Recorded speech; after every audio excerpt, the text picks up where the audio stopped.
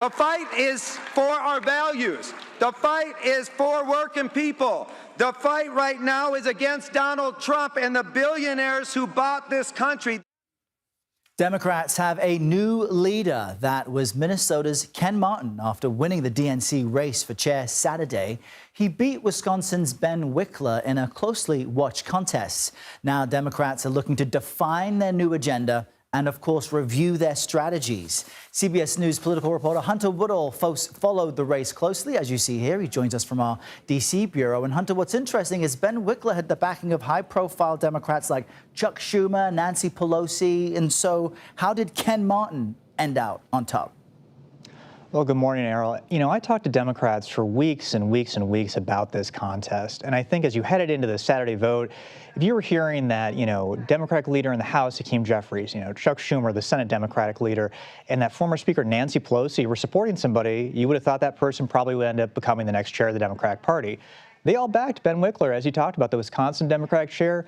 That's not the result that came out on Saturday. Ken Martin, as you said, won, and he's the next chair of the Democratic National Committee. This was striking because Ken is somebody who he has built, goodwill within the party for a long time. He's been the chair of the Minnesota Democrats for over a decade, and he just step by step won over the state party chairs and various other Democrats. There was thought that this was going to be a contentious race, potentially go to multiple ballots.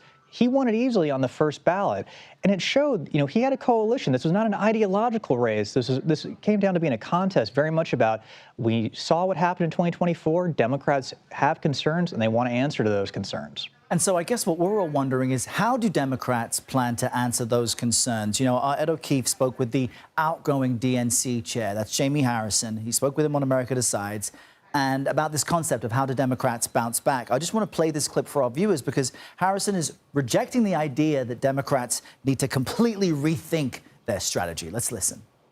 My argument is there's a lot of good in there, and you build on the good. You don't just burn down the whole house. I mean, listen, if the Republicans took the prescription that you're just saying right now, then why would they have won? Because they lost in 20. They lost the White House. They lost the House, lost the Senate. And did they throw their hands up and say, oh, God, we got to burn everything down? No, they didn't. The political pendulum in this country is swinging back and forth, and it's swinging back and forth a lot. Now, Harrison is out. So does Ken Martin feel the same way? That's the difficult thing here. When you look at what's the path forward for Democrats, they're well primed to try and win the House back in 2026. The Senate map is tough at this point. Again, there's a lot of time left. There's so much time left, and we still have yet to see how much, the second Trump term really resonates with voters and how it impacts them in the coming, months and years.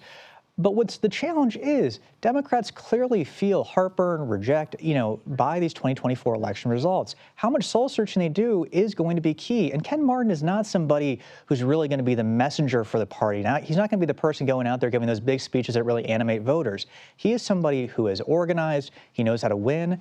And in Minnesota, they have not lost in a statewide race since he took over as state party chair. That's something that Ken Martin and his allies are very proud about. People will say, well, in Minnesota, that's not really it's a blue state. It's not a battleground state. I'll say this, Donald Trump nearly won Minnesota in 2016. He came remarkably close, almost the first Republican candidate since Richard Nixon to close in on winning that state. He obviously fell short. But after that, Democrats came back, and they didn't lose statewide, especially after that race. That tells you that, Ken Martin and Minnesota Democrats, they found a path forward to answer to Donald Trump, but also find a way to keep their coalition together. Yeah, trying to continue what works, but also try new things. Hunter Woodall, great to have your insight on this. Thank you.